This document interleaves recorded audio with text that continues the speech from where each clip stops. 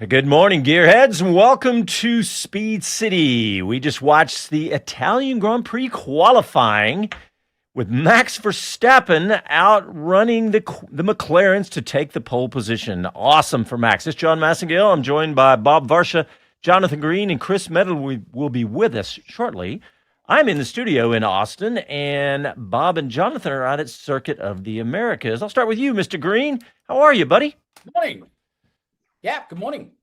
I got to see you briefly as we all went our separate ways this morning, but how about that qualifying? Max Verstappen on pole, taking it from the McLarens. I'll tell you what, we often do our predictions for the race. I'm glad I didn't do a prediction for the qualifying because I would not have predicted that. We've kind of, in the last few races, sort of predicted the demise of Red Bull. It's been a rocky road, but that really does put a shot in the arm to Max, given that it's all been one-way traffic papaya-wise. And a lap record. So, it's not like anybody made mistakes. He was just on it. Yeah, and Bob Varsha, looking at Max Verstappen just said it. He said, this field is tight, and wow, another tight qualifying. And that's not a surprise here at Monza, is it? No, not at all. I mean, this place is known as an engine killer. That's because your foot is flat to the floor for so much of the lap. And, given somebody starts first, somebody starts last, but everywhere in between, it's a matter of the driver, when you brake and when you get back on the throttle and the line you take through the corners, because that's where time is made and lost. Obviously, similar. Oh, we're losing Bob there. Close together. And this track, perhaps more than any other. This was... Yeah. Well, look, we're going to have Chris join us here from Monza. I can't wait to talk to him. I know it's warm out there too, so we'll see how that's going, how that might affect the rest of the weekend. But Jonathan, there's lots to talk about, right? Lando Norris had he called it an up and down. I would call it a roller coaster or even messy qualifying because, I mean, he he almost didn't get through to Q3, then he pulled it out. Nip and tuck, wasn't it? Yeah, nip and tuck. I mean, in Q2, Hamilton briefly knocked him down to 11th, and he had one more lap, and he just squeaked in. And I mean, by 0.1 of a second, he was fantastic in the third sector through Parabolica, and just squeaked through to Q3. But that could have changed. I mean, that could have almost put paid to his championship had he not got through to Q3. Now he starts on the front row, whole different ball game. I know. I'm glad you said that because I was thinking that when it happened. I was like, oh my gosh, if he doesn't get through to Q3, with the failure last week, he's down 34 points. It could get even worse, but he pulled it out. And you know what? Watching him in his post-race interview just now, he looked like he was totally relaxed. Like he wasn't worried about the roller coaster, the up and down. So, yeah, I guess it didn't seem to bother him. I've got a theory about Lando. He prefers to be the hunter than the hunted, I think. That is a better position. It's a position he's been in before, chasing Verstappen. And I think leading the championship was tough for him because he knows how good Piastri is. And I actually think he goes about his business just with a little less pressure when he is the one that has to call upon extra reserves to pull it off, to pull it out, rather than being the guy that everybody's gunning for. Yep. Well, I hear Chris Medland's mic lighting up out there at Monza. Good morning. Good afternoon to you, Mr. Medland. How are you? I'm very good. Yeah, definitely afternoon. Maybe almost evening. Evening here. 4 to 5 p.m. They run qualifying these days. But I could tell you, you say my mic is lighting up. There are classic F1 cars now out on track doing demonstrations. V8s and V10s are screaming around this circuit, and it just sounds so good. Well, that's appropriate. What, 75 years of Formula One at the Italian Grand Prix or at Monza, I guess. So, yeah, appropriate to have some classic F1 cars running around behind you, Chris. Yeah, it's the 75th edition of the race here. Only in 1980 was it held elsewhere when it's held in Imola when they were doing upgrades to this circuit. But I know it's the 75th anniversary of Formula One's first World Championship season, but technically we're in number 76 in terms of seasons. Yeah, so that's why it's the 75th Italian GP here. The most races hosted in any single circuit in the F1 World Championship history. Well, Chris, we're the circuit there is billed as the Temple of Speed. Has it disappointed us yet on that? Absolutely not. We've just seen the fastest lap in Formula One history. That lap time, I don't know if you guys already mentioned it, but that lap time from Max Verstappen beats Lewis Hamilton's lap from 2020 here in qualifying, and is the fastest average speed ever in Formula One for a single lap. It was about 165 miles an hour average speed for that lap. That's amazing, isn't it? Yes, I thought that was going to be the case. I'm going to set you up nicely, Chris. That's great. But yeah, and we were talking about right before you got on. First of all, Jonathan said he would not have bet on Max Verstappen in Vegas to take pole today. And I commented that, look, this field is so tight. I mean, I think that this is part of what's going on here. It's just compressed, isn't it? Well, I must admit, this is why I'm not allowed to do insider trading. But at breakfast this morning, McLaren put on like a bit of a media brunch, and different journalists go down there. And some of the Dutch journalists were chatting, and I was with them. And one of them had interviewed Max and spoken to him and said he was optimistic. He was in a good mood. He was quite comfortable with his car, the way it's handling, but also optimistic about his chances today. And he said, I reckon he could take pole. And then he was like, well, not really for pole, but he definitely thinks he's in a better place, much better than last year when the Red Bull was terrible here. But it was actually the fact he said the balance was really good yesterday. And that's something that's been lacking all season, really, for Red Bull. And this is what you see when Verstappen's happy with the balance, that he's the one who'll then go and make the difference. He'll go and get the lap time out of it. So I had a slight inkling he could be right in the mix for it. I did wonder when Leclerc got so quick towards the end of Q3 and then the got quicker again, whether he'd get it done. But it just shows when he's comfortable. I watched the onboard just now again of that lap before I jumped on. And through Ascari and Parabolica, the speed he can carry in there and throw the car in and it sticks. And he loves high-speed corners. He does that better than anyone else. And the car clearly was giving him what he wanted. So it was a happy Max Verstappen going into that qualifying session. I think that's what led to that lap time. He's so comfortable right now. Jonathan, you just said that Lando likes to be the hunter rather than the hunted. Maybe Max likes this too. I think Max is in a different headspace, as is the entire Red Bull team. And Chris is going to either clarify that or not. But Helmut Marko was out in the press last week saying that there's a calmness now that Horner's gone. And it's easy to look back and say, oh, well, it's all Horner's fault and the team, But it just feels like certainly Verstappen was not enjoying the politics or the polémique, as Alain Prost used to say. But he wasn't enjoying the situation, and it was getting to a point where, like I said, he was having talks with Mercedes and almost threatening to leave. And I think things have calmed down a lot, and he can try. He's a typical racing driver. He just wants to race. He doesn't want to do media. He doesn't want to do politics. He just wants to race racing cars. Yeah, Chris. Yeah, he's spot on. I think it's more you got to look around at not just Horner going, but Laurent Mekies coming in. And it's what Mekies has created in terms of an atmosphere. It's very much, I had a team member from Red Bull who used to work at McLaren, and they described it as very much when Andreas Stella came in and started work at McLaren, and the change in culture and atmosphere around the team at that point, they said this is very similar, where you've had that with Mekies coming in and the way he wants to go about his business, and the focal point being on results, on being culture too, but being very engineering focused. I'm going to try and hover around, actually. Speaking of, he's going to run away from me. I was singing your praises, Laurent Mekies. I was just singing. Right, I'm allowed because I'm being nice. Lauren, we're just saying about how Max seems so relaxed and happy, and the way the team seems a little bit more settled now to help everyone get the best out of themselves at the moment. The truth is the team did a fantastic job. Also remembering that last year we are in trouble here in Monza. It was one of the most difficult races of the season. So they did an incredible job trying to understand what limited us specifically on this track, and they came here with some answer, and then add the Max magic to that from Friday. He really guided us through what he needed here to extract even more out of the good basis. We have hit the ground running here, and it is good to see that it, for a very, very small margin, it's felt on the right side. Same again tomorrow? Tomorrow, we know McLaren are normally even stronger in the race, so we are well aware of that. Let's see tomorrow if we manage to close that gap. Good luck. Thank you very much. Nice, Chris. And I'm going to ask you the same question you just ask him.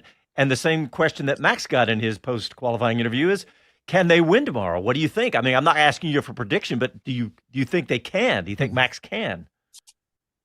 Yes, they definitely can, because don't forget, Lando's going to have to think about the championship picture. Max knows that. And I think we saw the way Max was aggressive at the start of the Dutch Grand Prix originally, but then actually kind of changed his tune slightly later in the race, where he wasn't too punchy. His elbows didn't come out too much at certain restarts. So he doesn't want to do something silly that really overly impacts the title fight. He wants to take advantage if he's got a chance to win a race. But if he hasn't, he's not going to cause a huge incident that's going to put him in the center of controversy. That's what he's trying to avoid. And I think from here, he knows, though, as the lead car, the two McLarens might be slightly more wary of him as well. And that could give him a chance of just getting away at the front. That car is still quick. And he was very strong in the final sector, which will allow him to get a little bit of a gap over the McLarens who are not good in the first sector. So I think where the strengths were of the two cars in qualifying could mean, if he can hold that lead at the start, that he's got every chance. And there's also other cars in the mix this weekend. Yeah, the Ferraris are quick. They can fight for win as well. Strategy will be important. This is not just a straight shootout between the two McLarens for once, and they're not on the front row together for once. So, there's definitely many possibilities for different winners, I think, tomorrow. And I think, look at the Mercedes. They've been quick all weekend, too. Russell and Antonelli, I was really worried about him during qualifying, but he ended up with a fantastic lap, just basically identical to George Russell, who was quick the whole session, the whole qualifying. And so, Jonathan, what do you think? It looks like, I know it's a little bit hard to pass here, but it could be anybody, couldn't it? Yeah, there's no reason. I mean, it's a great field, to be honest. You never count Verstappen out. They are smart with their strategy. It'll be interesting to see how McLaren play it. And as Chris says, Norris it can't be making steamroller moves into the first chicane and throwing his championship away. So he's gonna pull back if there is a 50-50. And Verstappen knows that. I think Verstappen's a good starter, and that Monza corner is always notorious for outbraking yourself and going through the chicane before you hit Curva Grande. But as you say, not a lot of places. I think it's going to be a strategy race.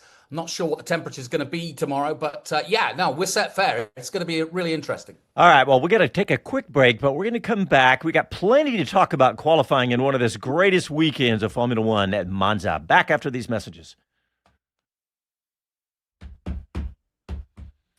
All right, YouTubers, what is going on? Todd Dauber says, yippee. I'll second that one, Todd. Andy P, he says, I'll take P2 after that one. It was weird. I'd get you 5x5, and then it would just slowly. Oh, there's Bob Varsha. He's back with us. Got you solidly again. Oh, sorry. I didn't mean to interrupt. I was just talking with JG about my... As JG, your tech support, you're in big trouble. Well, you've heard how much I've been able to contribute thus far. I don't know what's going on. Got a room full of reporters behind me. They've all got bandwidth they're taking up, and so I suppose that's what's put me in the hot zone. Who knows? Well, by the way, guys, they're out at COTA for the Lone Star Le Mans, and I'll be out there after this show. Yeah. Kevin Kelly says, I was not expecting Max. Classic Formula Ones. I've got a Valkyrie. There you go.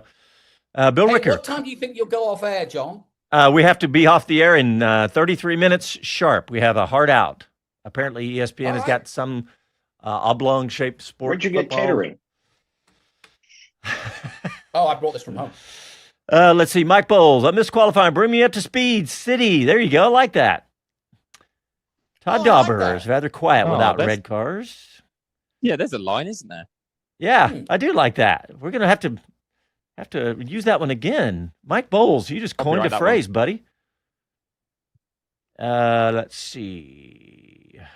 Joey Vorster Bay says, Bob seized up. Does he have a broken oil line? Probably. Let's see. Andy P is spot on. He says that COTA Wi-Fi can be an adventure. That's all. I'll leave it at that.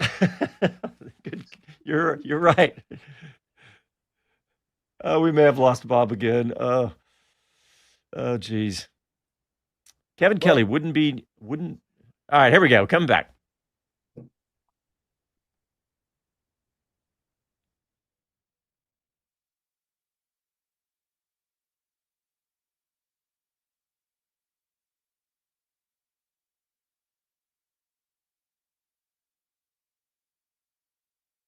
I'm George Russell, and you're listening to Speed City. Welcome back to the fastest hour in radio, Speed City. Thank you, George Russell. You look quick today. I know P6 is not or exactly where you want to be, but he's looking quick. And we got lots to talk about, guys. We got Max Verstappen on pole, followed by the 2 McLarens, followed by the 2 Ferraris, followed by the 2 Mercedes, and then Gabriel Bortoleto. That's a good place to start. He's looked good lately, hasn't he, guys? Really good, especially up against Hulkenberg, who, as Coulthard was saying on the F1 TV, is well known as the one-lap meister. And Bortoleto of late has really taken it to him and beaten him, actually. Yeah, Hulkenberg, I don't think he's had a P3 this year. And I'll ask the stat man, I know, Chris, that's not your title, but you're a stat you're talking guru. about a Q3, aren't you? Yeah, sorry, Q3, not a P3. Did I He's say definitely P3? had a P3. That was pretty. That's funny. Famous, that's pretty funny. Yeah. But no, I don't believe he has actually. Someone mentioned that in the press room as well. I didn't double check it. The stat that jumped out at me that was remarkable was Isaac Hadjar dropping out in Q1 for the first time in his career. That was a stunning one as well. So after his podium. Exactly. And in what has been such a close season, it's been really, really close. Today was remarkable. Half a second between everyone in Q2. That was a second last year. The gap's halved. I think it was 0.8 to everyone in Q1. And yet you've still got some drivers who either haven't ever made the top 10 this year or haven't dropped out in the bottom 5. So there's been some very consistent performances one way or another. But I'm doing my typical filling time because I'm stalking Andrea Stella. And I'm admitting this is not a guarantee. I've been warned. There's 50-50 chance. If he goes straight into the engineering truck, I can't get him. If he wants to go back to the team hub, I can. I'm going to have to now make eyes and see which way he's going.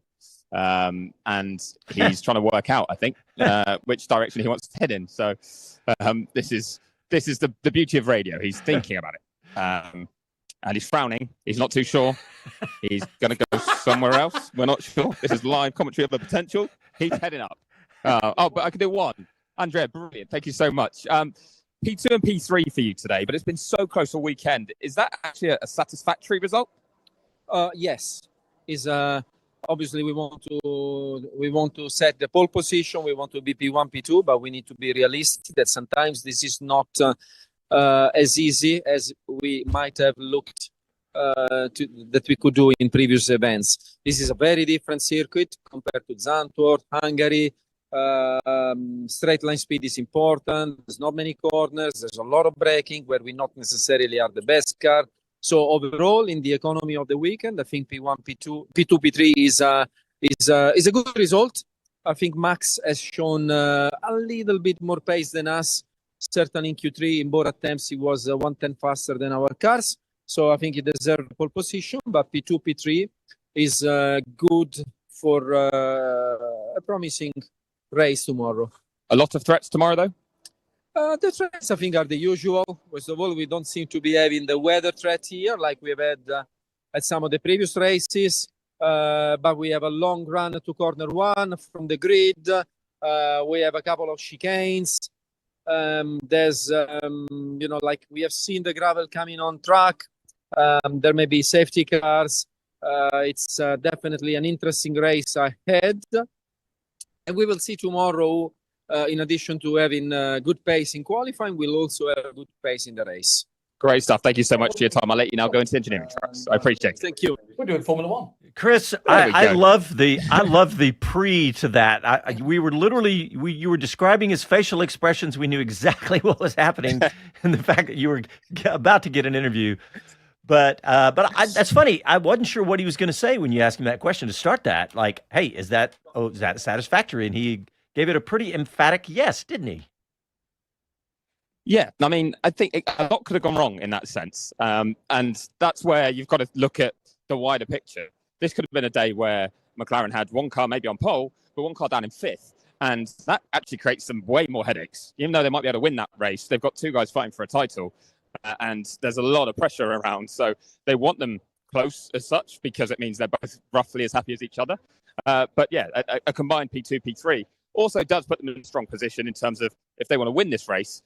When you go strategically against Max Verstappen, Max has to cover 2 cars that are going to be equally quick, essentially. rather than one of them could get held up by a couple of others. This is all dependent on getting off the line properly, as pointed out by Andrea there for us, that if they have any trouble in that first chicane, for example, all bets are off. But if they get through there cleanly, then they can at least think about how do they attack Max. But what I found interesting there was when he said about the usual threats. I think that was him politely saying, yeah, other teams can be quick. But he didn't name anyone, did he? He talked about the external threats. He talked about gravel on the track. He talked about, it won't be the weather this time. All those things say to me, he's pretty confident in their race pace and that realistically, if they execute cleanly, I think he would expect to win that race still. The hard bit here is the title picture, because you can't sacrifice a driver trying to beat Max Verstappen and risk it going wrong for them. And essentially, I think both drivers would sit there and say, it's better off that we finish second and third behind Max and we both run equally fair strategies than we gamble with one car to give the other car a chance of winning. And one, it might work for one, but not the other, if that makes sense. So, it might not be as simple as we've seen in the past. So are you saying that now Max Verstappen is the favorite to win? I mean, I'm going around in circles, aren't I, on that front? But yes, I think if you've taken pole and you were this quick, yes. As I said about the strengths and weaknesses of each car, I do think that Max probably has. Right now, I'd want to be him out of anyone. Not that it's easy to win from pole at Monza, but I just still think the way he's driving and how comfortable he looks, that should translate into good race pace too. Yeah, well, Chris, look, I'm just giving you a hard time because it is. Look, it's Monza. It's going to be hard to predict, but talking about Max right now, I said it in the last couple of shows that he seems like fun Max, but it's just that I think he's having fun. It's what we said at the top. I think he's just really enjoying. He's got 4 consecutive championships under his belt, and he's got, he's in this weird position of the car not being the fastest that he's not used to, and I think he's just having a blast. I think that's the bottom line with him.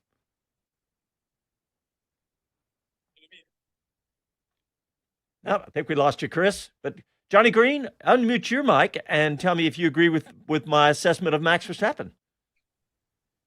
I think I do. And it's rare that I say that, John. But I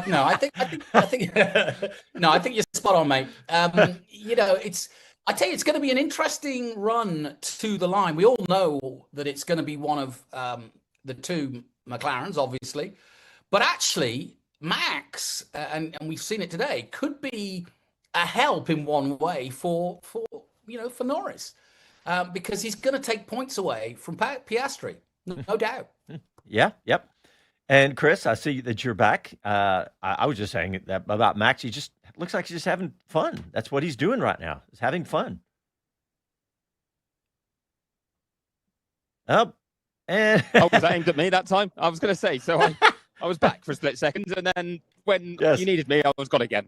I seem to be finding the black spots around here as the drivers come out of the press conference. So Lando Norris coming out looking very serious, actually, not looking particularly delighted. Oscar Piastri the same, which probably not all that surprising given the fact that they were beaten to pole position by Max Verstappen. But also, this is one of the races where there are a lot of people that manage to get very close to the drivers here. So I think they're just making sure they get to where they want to go safely. So you were asking me about Max. Well, I was just saying, I'm kind of beating the point here a little too much, but I'm just saying it looks like Max is he's just having a lot of fun right now. And I think that's what's putting him in such a relaxed and happy mood. He's just having fun. Yeah, I think the pressure is off in terms of any sort of championship hopes. He knows he can't win the title, but he can win races, and that does allow him to maybe risk it a little bit more. But I think that's always been his style. He's always put it right on the edge. You've never really seen a conservative Max when he's driving a race car, certainly not in qualifying. So I do think that's not been a massive change, but it's definitely been a period I think that's been distracting for him up until the last 3-4 races. So to come out of that now with the stability of the team, with a bit more harmony in there, and I think that's just calmed everyone down, including himself. And there's not the noise around that team that there was. There's not the focus that there was, and I do think that's helping them. Exactly as Lauren Mecki said to us, actually, the work they must have had to do compared to last year here is huge. They were nowhere. This was where it really showed up how bad their car was, and the struggles were really starting to emerge. And they've obviously done a lot of really impressive work on that front. Okay, Jonathan, Yuki Tsunoda and the other Red Bull finishing, qualifying P10 here. Is that about the best we can hope for from Yuki right now in that second Red Bull car? I think so. I actually think so. I think if you look at, a track lap record by Verstappen versus what Yuki's doing, I think that's a more representative of where Red Bull are. And as Chris said, the aggression and the way that Max goes about his qualifying is the difference, and that's why you see it's first to 10th. Now I'm trying to be nice to Yuki, but it's that poison chalice. I've used the word before of having that second car, and as we found out in free practice 2, when Mekis was asked by ESPN or by Sky Sports, Ted Kravitz saying, that they're going to address all 4 drivers. So no one's safe except for Max. Yeah. All right, well, let's look at the results here. We talked to top 8 down to Bortoleto, but Alonso in P9 and his teammate scrolling down in 17th, Lance Stroll. So the continued disparity between those two. Go ahead, Chris. That's a result that surprised me, I will admit. That Aston Martin being in Q3 really surprised me. That's a car that's been pretty draggy this year, and I did not expect to see one of them get through to Q3. Don't forget how far off they were at Spa, which obviously is you make a choice with your setup there compared to here, where it's obviously just all low downforce. But they really did struggle there, and this was a much improved performance, very strong from Alonso. And it caught me out because I took him out of my fantasy team and I put the 2 Williams drivers in, expecting more from them, but it didn't quite come together for Williams. They seem to struggle to get their tyres in the right window. I know Carlos Sainz's tyre prep annoyed Isaac Hadjar in Q1, but they seem to really struggle in qualifying to get the tyres right. So I think that's what cost Williams and opened the door for someone like Alonso to get through. Also, I guess, like Yuki, but he's through there. And don't forget, all of these guys will gain 1 position. Lewis Hamilton will start 10th because of his grid penalty from Zandvoort. So he drops from 5th to 10th, everyone goes up 1. So I'm actually hovering right now outside Sauber, because it's been quite regular, isn't it, that we've been speaking to Jonathan Wheatley on this show in recent weeks with the performances they've had. Yeah. Didn't go so well in Zandvoort, and he still allowed me to doorstep him. He's currently meeting some people within the motorhome, so I don't know if he's going to come back out. So I might not get a word, but I thought that was another very good performance from Bortoleto. Yeah. As you guys said a bit earlier, outperforming Hulkenberg again in qualifying. Yeah, once again, Hulkenberg. And I think Hulkenberg had like 8 or 10 Q3s last year and none this year. So that's a big change for him and just impressive. Having said that, I would say that. Yeah, go ahead, Bob. I think Hulkenberg still did a good job. He started 11th or 12th, and for both cars from Sauber to be up there. Jonathan and I were talking about this on the drive into the track this morning. Is that just something they found? Is it the Jonathan Wheatley effect? Has Audi punched a bunch of engineers onto the Sauber rolls, and they're now doing Audi-like things? It's hard to say, but I see the improvement is there, and certainly Bortoleto is the tip of that spear. Having gotten back on again, let me just say I agree with everything that's been said. This is going to be a tire and pit stop battle for the distance. There you go. Hey, there's your question, Chris. Is it the Jonathan Wheatley effect? Ask him that if you can. Well, yeah, I would like to know. He's too humble to say it is, to be honest. Yeah. But I think when we interviewed him actually back in Spain, he was trying to get an understanding of the team. I think he was saying then that there's a lot of good people here. It's just about the way they execute. We have seen them generally execute really well on a number of race weekends. Last weekend wasn't one of those times. So it shows it's also in there for them to mess it up. But in general, most weekends when there's been a chance, they've got everything out of that car. And to Bob's point as well, actually, with the gaps, he's right. Hulkenberg qualified 12th, and he was 65 thousandths of a second away from Q3. That's how close that was. For Ollie Behrman, he was 13 thousandths away from Q3 in P10, as Jonathan Wheatley's heading outside to do an interview with Viaplay. So that's going to be Scandinavian television. So maybe I can hover around here and just see if I could grab a word with him off the back of that. I'll do that goal hanging. There you go. Chris? Yes. I've got a question for you. Hit me. Back when God wore shorts, I was doing your job, and we used to go to Monza, and we would say that Ferrari would. Ferrari would always do something special for Monza. But this is a different era. But fourth and fifth, very impressive this weekend. Yeah, very solid. I mean, that's a clear improvement. Broken out. Sorry, that's fighting with Chris. That's actually that's Jonathan Wheatley and David Coulthard having a laff before they did this interview. So and Beat Zender as well, who's a stalwart of the Sauber team. But yes, it's definitely a step forward from Ferrari this weekend. Have they done anything specifically?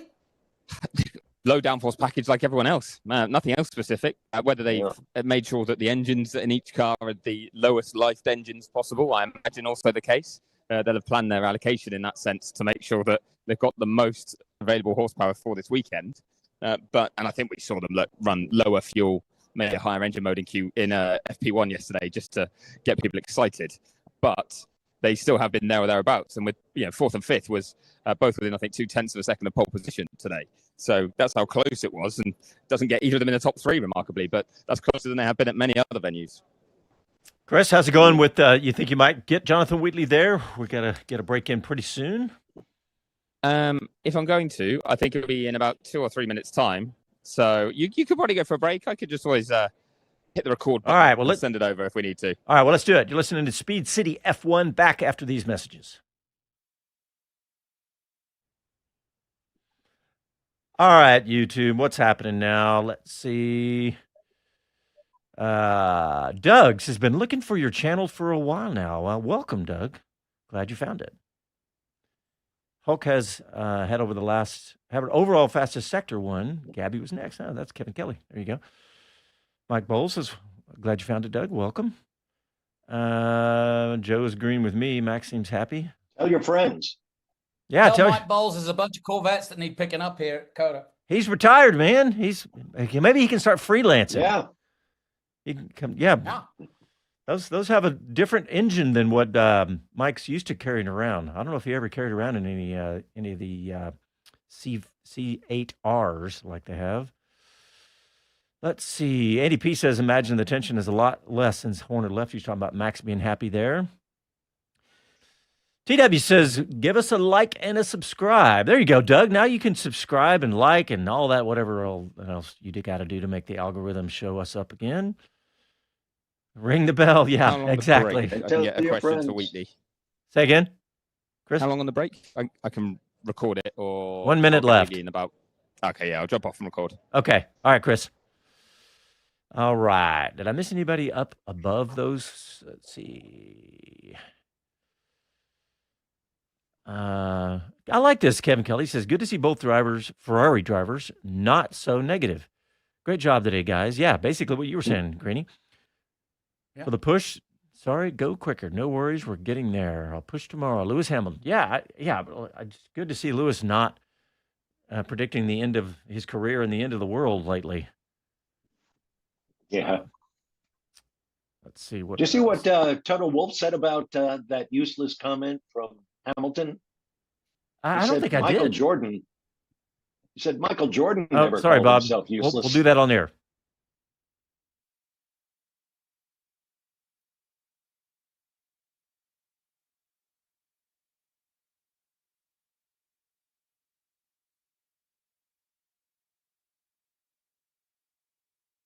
Hi, this is Max Verstappen, and you're listening to Speed City. Welcome back to the fastest hour in radio, Speed City. All right, welcome back, and we're talking about the qualifying at Monza, the Temple of Speed. Bob Varsha, you were about to say something to everyone during the break on YouTube, but why don't you bring it up here on the air? Well, yeah, it was a comment I read that shocked me. And of course, it's on the internet, so who knows? But Toto Wolff, if not taken out of context, Toto Wolff said regarding Lewis's comment that he was useless after Hungary. Toto said Michael Jordan never called himself useless, and I thought, well, what's your point, Toto? It just made no sense to me. Because Toto is generally a very big supporter of Lewis Hamilton and his career path. So for him to say something like that would really shock me. But again, Maybe it was taken out of context. Maybe he didn't even know the mic was run. But I mean, I can get why he would I say thought that. that was very strange. Look, every multiple world champion I can't. It's got their own way of doing it. But Johnny Green, did you see the news about Pierre Gasly with a new contract? Let's see how he did today. Scrolling, and he finished 19th. He won. Way down. By for the first time in ages by his teammate. Yeah, that's right. Yep, Colapinto. Chris Medland, you're back, buddy. Yeah. Did you catch up with Jonathan Wheatley? I was about to say, of course I did. And I did, but I won't say of course I did, because the amount of times I admit to you guys that they stalk people and fail is more often than I like to have happen. Yes, I did get him. Just had a nice little chat with him. So hopefully Casey will get that clipped up for us in a second. But he was happy enough. And, there's some philosophical points there. But a lot of them are things that we said as well about the gaps and about the way that it's so tight. But he knows, I can tell you by the time we hear this, he knows who his boss is, and he knows that tomorrow could be tough. All right. Well, let's hear from Jonathan Wheatley right now. Jonathan, thanks for giving us your bit of your time on a Saturday evening. It's been a productive one, but I thought you were going to get both cars in Q3 at one stage today. Am I being overly ambitious, or was that on the cards? No, I don't think so. I just think the margins are so tight. It's all so much closer than I think it's hard to understand. In first period of qualifying, the first 20 cars were separated by just over 0.8 of a second. I mean, it's extraordinary, and the difference between Nico getting into the next period of qualifying was 600ths, and it just goes to show, how close it is. And ultimately, I think in that session, he was only a tenth, or just over a tenth off of Gabby. So it's incredibly close. It's exciting as a team to try to operate at the level of these established teams that are doing so well.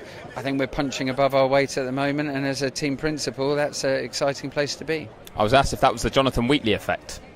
I think we shouldn't forget that Mattia's been here for quite a while longer than me. He put an awful lot in place, and I like to think that I brought something as well, not just operationally, but I think to show that we're committed to this project and that this is going to be successful.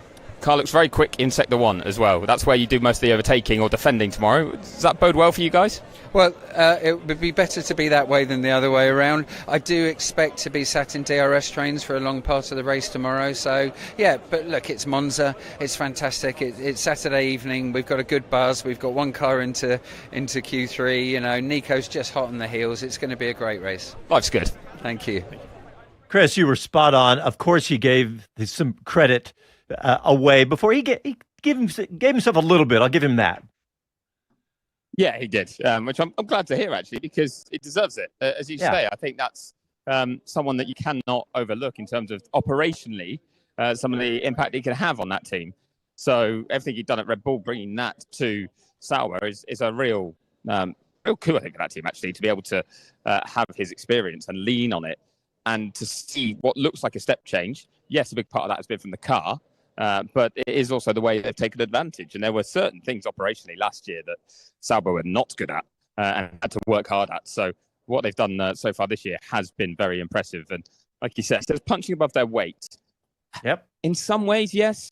But when you've got now the backing of Audi and the money is starting to come through, some of the personnel there and the size and kind of facilities that they have at Sauber in Hinwil are very impressive. I mean, I've just had Eo Komatsu come out of the Haas engineering trucks to head over to their hospitality unit, and that's the first team that springs to mind as the team that I would say is punching above its weight when it's not bottom of the championship. The size of the factory, the facilities they have, the headcount at Haas compared to, say, a Sauber is still a huge, huge difference. Yeah, brilliant, Chris. That's where I was going next, because with Hamilton's penalty, let's not forget he's got that 10 place grid penalty.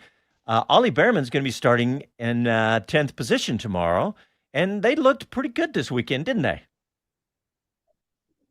Very. I think, this has not always been the perfect place for Haas. They've had some signs of really strong pace and not always executed it around here.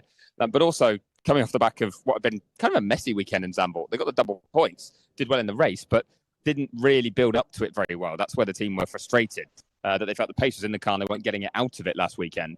So they feel like they have, and look like they have more throughout more of this weekend. And yeah, as you say, Behrman will start in the top 10. Wasn't so great for Esteban Ocon. So it's not both cars at this stage. But The interesting thing, actually, that Jonathan Wheatley there was saying about DRS trains, I thought there could be a few of those, and I mentioned it in front of James Vowles this morning. I said, tough to overtake here, though, isn't it? And he was like, not really, no. And I was like, well, if a DRS train forms, he's like, oh, yeah, if that happens, but I don't think we'll see many of those. Well, two different team principals with two different views. If you're someone like Ocon, you do not want to see that happening because you're trying to come through from further back. Someone like Behrman or Bortoletto, you do want that because you're starting in the points and you want to stay there. Yeah, well, I will be watching the Haas F1 team closely to see how they do. We touched on it, but the two Williams cars, 13 and 14, Carlos Sainz ahead of his teammate, Alex Albon. And Chris, I know Albon started off the season out qualifying Carlos quite a bit, but Carlos settling in. I'm not sure what that count is between head-to-head between those guys, but Carlos has looked like he's settling in, doesn't he? Yeah, he does. I mean, part of me thinks it was always there and he wasn't really getting the results that he thought he should be getting.